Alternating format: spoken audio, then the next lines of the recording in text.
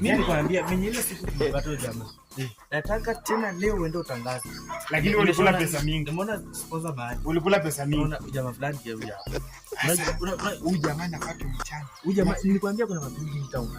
Kuna pesa hapo chini. Hiyo mabuilding yana hivi hapo chini. Ninakwambia juzi amenua ng'ombe ya mamesa.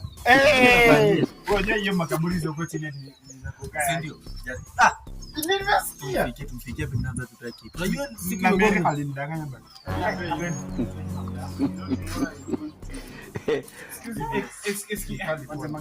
Excuse me, madam. It's okay. Hallelujah. Amen. What is your problem? Boss. Niko chini ya bibi yako. Mimi nakuanga na mtangazaji kwa nyumba. Sasa mimi usiku nimekaa sitini. Atenda kwa point unataka aje? Kwa fupi hivi ndio nimekuwa nataka. Tunataka kuja jamaa nataka kutangazia hata umsaidie tu hata umsponsor. Hata umpe TV. TV anaweza tangaza. TV anaweza. Huyu kila TV. Shino. Hata kwa nini hiyo TV inaitwangaje? Milele TV. Start. Boss anataka amani ni boss. Umeng'ara. Basi boss. Mimi kutoka katika chumba cha habari.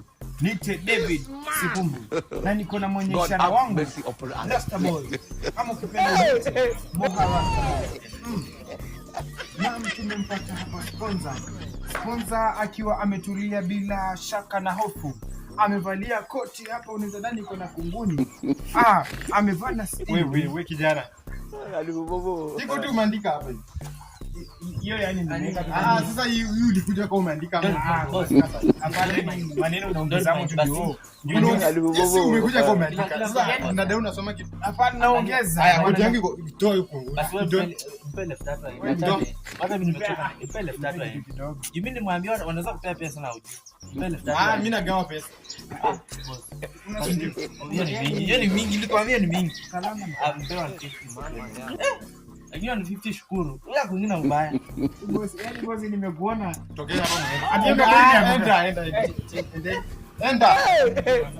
Manaribia kodi yangu. Unajua nilikuwa imboto ndani. Hata kwenda hata kwa kipindi bwana.